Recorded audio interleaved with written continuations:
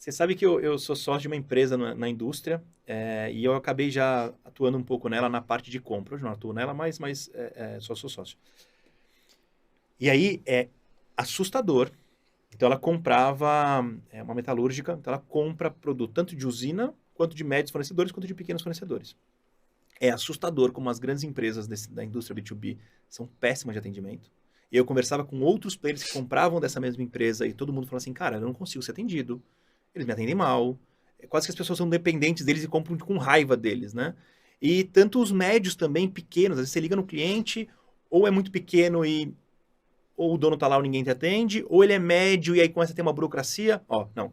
Você tem que falar com o vendedor. Tá bom, quero falar com ele. Não, você não pode, você tem que falar com o engenheiro primeiro. Então ele tá aí, não. Você vai ter que agendar um dia para falar com o cara, para depois ele avaliar se você vai falar com...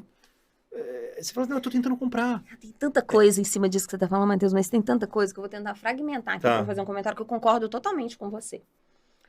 A primeira... Deixa eu só organizar aqui no nome, senão eu vou esquecer depois que eu começar a falar. Que a cabeça da gente é assim, eu não já vou falar, de que a gente tá falando mesmo? A primeira coisa que eu queria falar é que, por exemplo, a gente tem alguns clientes na nossa empresa lá, que um determinado segmento de mercado deles, o cliente não tem outra alternativa que não seja esse meu cliente. Tá bom. E eu já ouvi, lá no início da iniciativa, eu ouvi desse cliente, ele falando assim, mas se o cliente não tem outra alternativa, para que eu vou investir em experiência do cliente?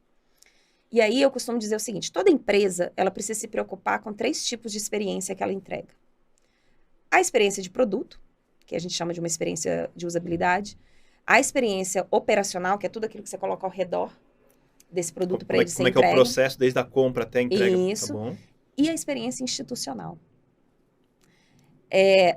Se você começa a errar muito na experiência operacional ou na experiência de usabilidade, fatalmente você vai impactar a experiência institucional. E o que é impactado aqui é a reputação da sua marca. Tá.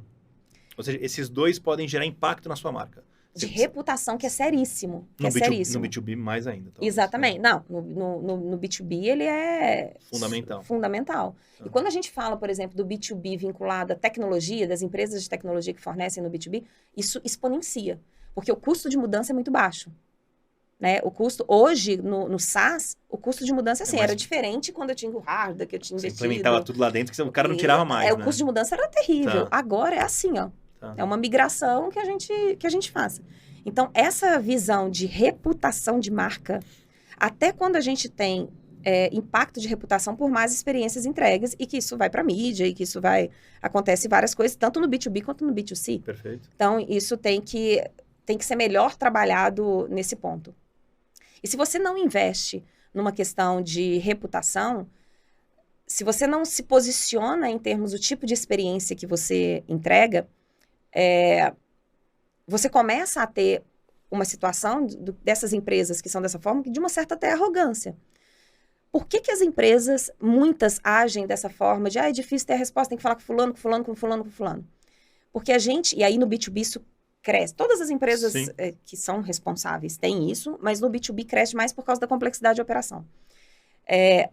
Existe um ponto que quando você vai para a questão de compliance, ESG e tudo mais, as empresas elas estão se blindando demais em determinadas coisas e fazem com que o processo ele seja muito moroso. Seja porque eu quero ter um alinhamento, eu preciso alinhar com muitas pessoas para poder tomar uma decisão, preciso ter o consenso demais, preciso ter aprovações demais, tudo para resguardar a empresa. Eles abrem mão de receita em prol a garantir que ele não está fazendo nada errado. Exato. Eu estava conversando ontem com uma cliente, onde ela falou, olha, aqui as pessoas têm medo de tomar a responsabilidade em algumas decisões. Então, isso tudo vai para alinhamento, para consenso, comitês. E na hora que você vê, a transformação da experiência está morosa, está demorando muito. E aí a gente volta naquilo. Atratividade versus o quanto a sua experiência traz competitividade para o seu negócio. Se você está caindo muito aqui na competitividade, porque você está moroso aqui dentro, você está XYZ, você está colocando em risco aquele cliente que está com você. E no B2C, no B2B, um cliente que sai gera um impacto de receita gigante. Então, tem muita coisa para olhar. Por isso que eu falo que, antes de mais nada, experiência do cliente é uma estratégia. Tem que estar lá em cima. Se você não tiver uma estratégia muito clara, não flui.